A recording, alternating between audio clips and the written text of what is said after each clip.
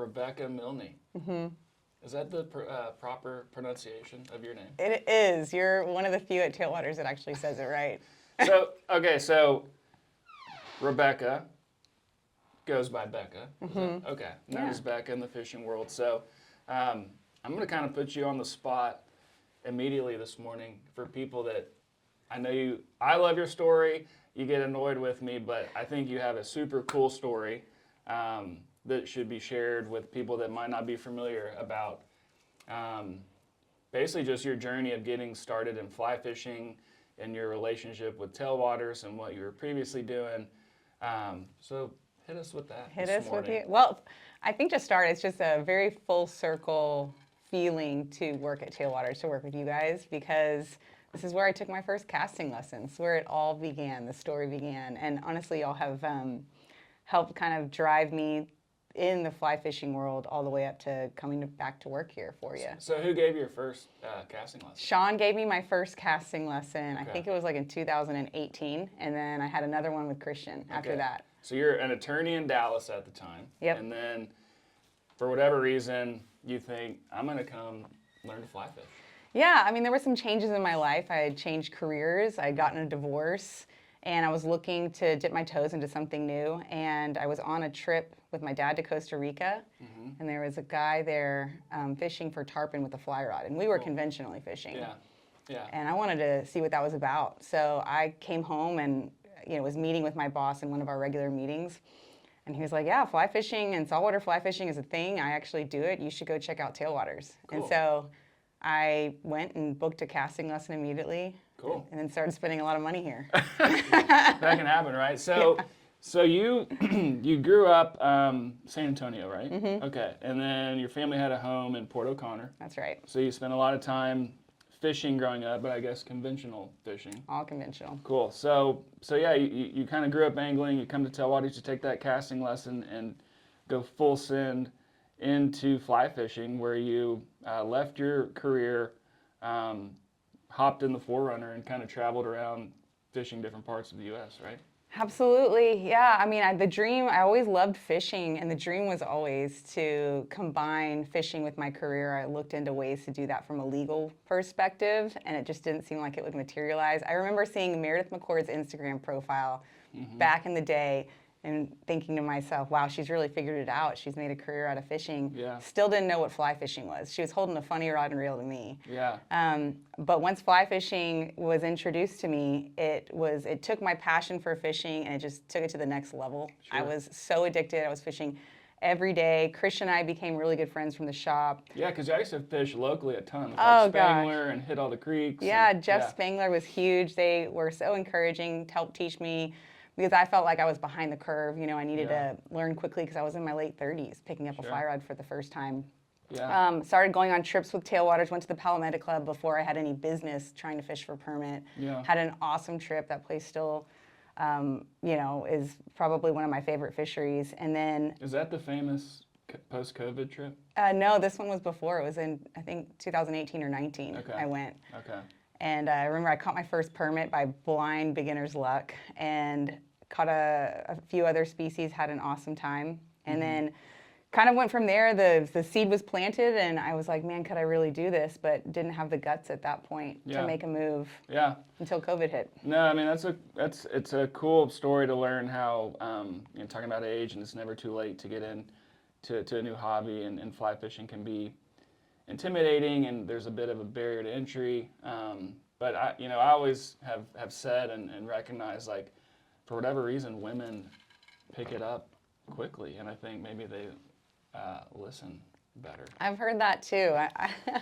Everybody's different, but I'm never like when I guide in Alaska during my summer months, so June to October, and whenever we get women coming up there who have never picked up a fly rod, I just have total confidence that they will. One, because I feel like they don't put as much pressure on themselves. Sure. They do listen well. They don't try and overforce the fly rod. The fly rod wants to do all the work for us most of the time. And most of the time they catch fish and end up loving it too. Yeah.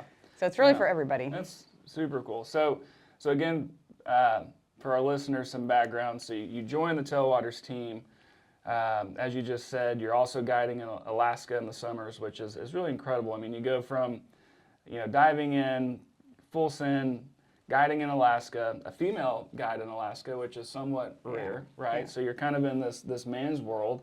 You've brought a whole new perspective to our team and our shop, where we've dived in and supported women in fly fishing. We had the ladies club that was started, 2021 or 22.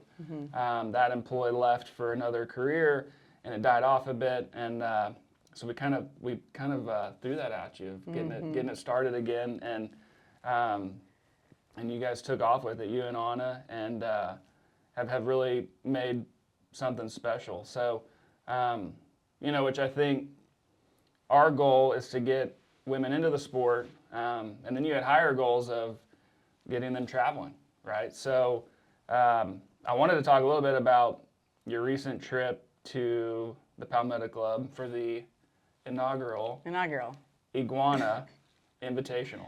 Iguana Island Invitational. Iguana There's Island. even another I in there. Before I, yeah. Yeah. So a lot to unload here, but why don't you tell me kind of how the group came together and who was on that trip with you? Yeah, I guess to start at the beginning, Madison, who previously worked at Tailwaters, did such an awesome job with Ladies Club. I was a member of the club, and then when she left to pursue other opportunities, it was kind of sitting dormant for a little bit. And after some convincing by you and David, I decided to take it on and give it my own personality with Anna, what we were interested in. And then this Mexico opportunity came up kind of last minute. Typically when we try to book a trip, you give yourself enough time to gather anglers that would be the right fit for that trip. Right.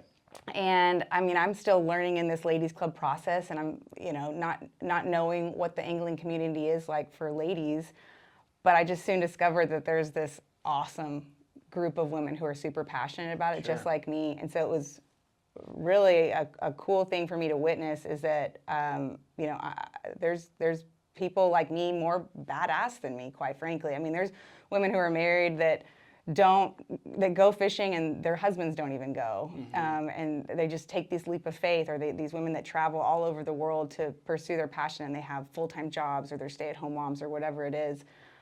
So I just started building those relationships, and many of these women had been to Palometa Club before. Yeah, Jennifer Matsu, Bree Drake, JJ, Maxey. I mean, they have been dozens of times before. They go multiple times a year, and they started joining in on the trip. We grabbed a few other ladies who had never been but had heard about it, and we put together a roster of 12 lady anglers to go down to the Palometa Club for this concept of the Iguana Island Invitational, which is a mouthful. Yeah. But Iguana Island is one of the Tres Marias in Ascension Bay, and it's this really special island that is covered in iguanas that you may or may not stop by for lunch, occasionally take some pictures, when you're taking a break from fishing. A few beers at Iguana Island, absolutely. So yeah, we put together a really casual format, didn't know how it would go, and honestly, I mean, I'd love to talk to you more about it. It was just the most fun week of fishing I've ever had. And on top of that, it was all women. Yeah. No, it's cool. I mean, you mentioned some names. Like, I think, Meredith McCord is kind of a pioneer for these ladies' trips, and has done them for years and does an outstanding job. And Jennifer Matsu has done a handful of groups down there. And I guess, for me, it was interesting. The women you had on your trip, like you said, have traveled with us, mixed in with guys. So I knew this group a little bit better, like Allison Maxey, who I went to Texas Tech with, Wreckham. She's the unofficial queen of Punta Allen. But yeah, it just was a really neat group, and it was fun to see y'all plan it. It's you guys are so detailed, and there's no detail that goes unnoticed. And I think too, it's fun to mention Bree Drake, who's an incredible artist. She's a friend of the store. Yeah. We might have to clip this in the video, but her art for this trip was just super cool, and I want that on a T-shirt, and it just gets the hype up and gets everyone excited. And I've been fortunate to go on a few couples hosted trips, and I've always said it's way more fun because the women, whether they catch fish or not, have a good time. Like some of these guys get down in their Cheerios when they don't catch fish, but women just seem to make fun of everything. Yeah. What's cool is that we go on a fishing trip with professional photographers and artists and passionate anglers. That's the recipe, right? Right. I can take no credit because it's really the participants who made the week what it was. Bree stepped in and I just said, what should we call this thing? Let's put a twist on the week just so it's a little bit more fun. Let's see if we can get some sponsors involved. Let's make this all about celebrating female anglers. And she very quickly came up with this logo design that I was like, oh my gosh, I had no idea you were going to do that. It was the coolest thing ever. All the guys in the shop wanted it on a shirt or on a sticker. And so from there, we had the idea formed, and really it just progressed from there because now I had something to send to some brands to be like, hey, would you be willing to give us a shot on this? Yeah. And the concept was different. We're competitive. We're really competitive with ourselves. We take fishing very seriously. We also take fun really seriously too. Yeah. And we wanted no drama. So the tournament format was like, well, we love Palometa Club. A lot of these ladies have been. We love the guides down there. They do such a good job of making all of our fishing dreams come true. Let's make a competition where the ladies are just the tool for the guides to compete. Yeah. So we'll catch the fish, and the guides win all the glory and the prizes. No, I thought that was really cool. I mean, those guys work, who knows, 250 days a year, if not more, and every day in and day out, they show up with a smile. So I think it was super cool how y'all put the focus on them. And I've seen that more lately too with people that go on these trips a lot, like when they take a photo with their fish, they want the guide in the photo with them, and that kind of becomes the memory and the friendships that you make, and on top of that, it looks like, the goal of a fishing trip is when you go in, you make friends for life, and this, like you said, this was a group of different women, and I think it's super cool when someone comes in that doesn't know anybody, and you're so outgoing and friendly, and want to make sure people are having a good time, but people come away with a new friend. And I think that's important to note on these trips, especially for women that might be hesitant to go on a trip, or if they're going on a trip without a buddy or a friend, but to know that you're going somewhere to do something where everyone has that common ground. So, I would encourage our lady clients to take that step and go on a trip. One thing that really opened my eyes, so I would divide the women into two categories. Like we've got the Palometa Club ladies who have been there before, love it, maybe go on women's trips, maybe go on co-ed trips, maybe have never gone on a trip with another woman. And so you had this group of women who, myself included, was a little fearful about what a ladies trip would look like, right. Drama. Is that going to look and feel different? Is it going to be as casual or fun? And then you have people who had never been before, who are taking a leap of faith, also nervous about going on a women's trip. But somehow they all found it within themselves to say, no, this could be fun.